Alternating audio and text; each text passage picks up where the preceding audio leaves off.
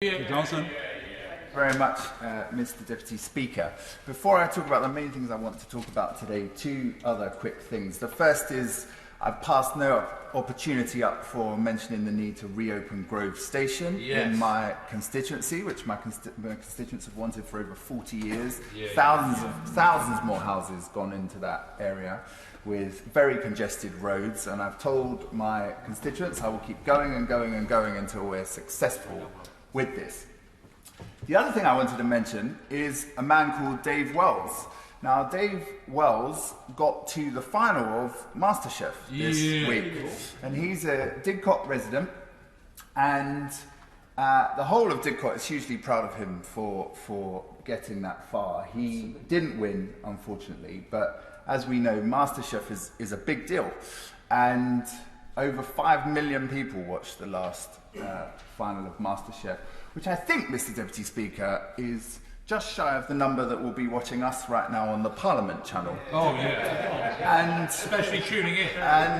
And so this is a hugely proud moment for the people of Didcot. And I've been exchanging messages with him to try and get his new restaurant in the constituency somewhere. I'm agnostic about whether it's Didcot, Wallingford, Farringdon, Wantage, any of the villages I represent, but let's get it somewhere, because I think that will be a welcome attraction, another welcome attraction to my constituency. The first main thing I want to talk about is Royal Mail.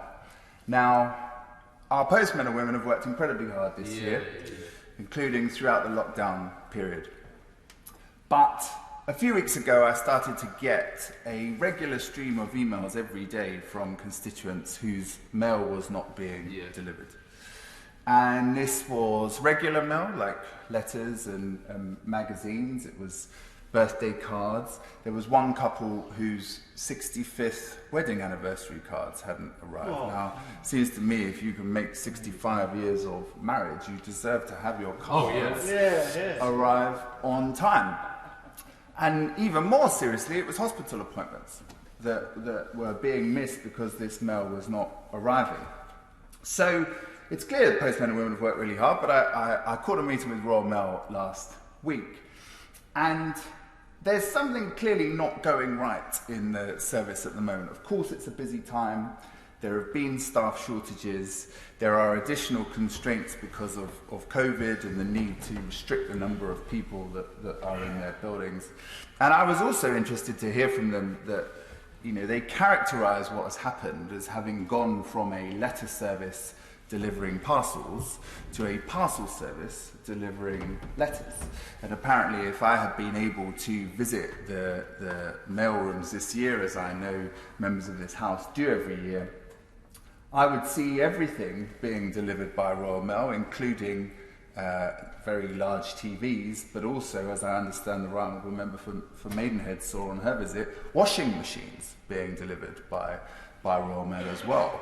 And so clearly something is going on in the way that Royal Mail is operating that means that people are not getting their regular post. It's very distressing to them. Constituents of mine are still reporting a problem.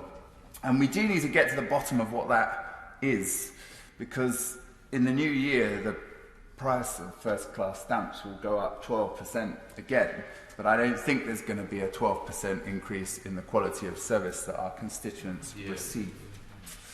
The second main thing I wanted to talk about is health services in my constituency, and that has two aspects to it. The first is Wantage Community Hospital. Now, Wantage Community Hospital was closed in 2016 because they found Legionella bacteria. And that closure was expected by my constituents to be a temporary closure. But as the House might guess, that hospital has still not reopened. And this again is a cause of distress to local constituents who very much love this local community hospital. And they are fearful that perhaps it will never reopen, or that perhaps the site may be sold off. Now, I have regular conversations with local health leaders about this hospital, and I don't believe they have any intention to see it permanently closed or indeed to try and sell it off. They make the case that probably what the hospital needs is to offer different services to what it was offering before it closed. That is a case for them to make, and of course the decision making has been delayed again because of COVID. But my constituents do deserve a resolution to this as soon as possible.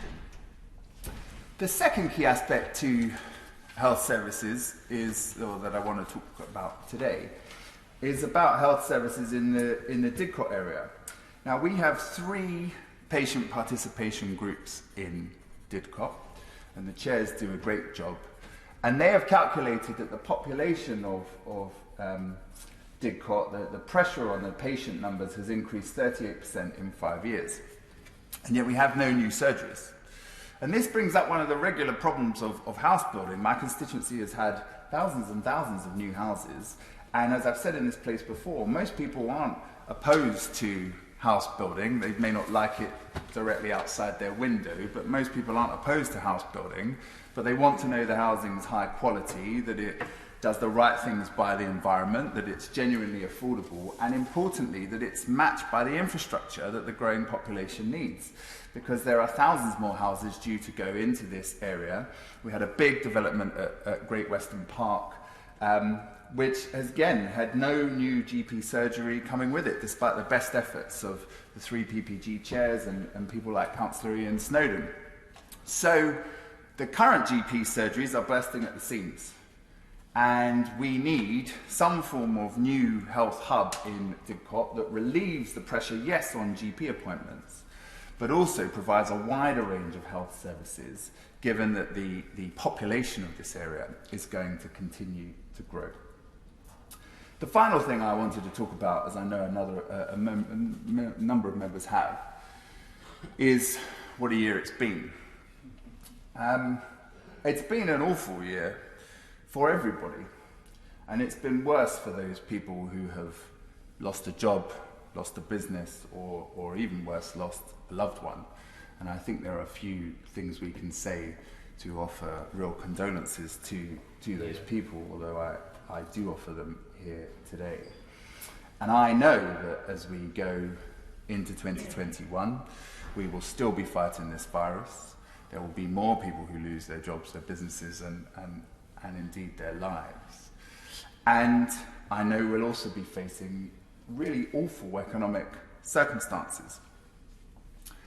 And yet we've seen this year that we got through it. The country got through it.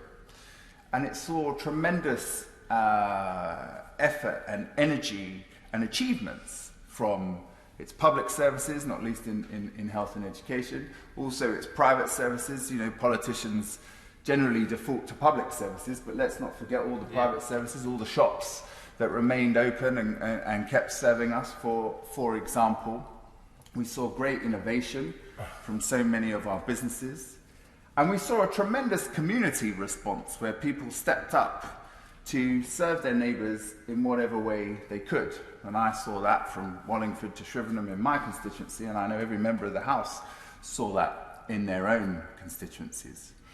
So I'm hugely proud of Britain and what it's achieved this year, and hugely proud of the British people and everything they've done, despite what an awful year it's been. And despite all those things we're going to be facing, I think with the vaccine and various other positive developments, we really can look forward to a better 2021. So can I wish every member of this House and everyone else who works here and everyone who works everywhere else a happy Christmas and a very good New Year. Yeah.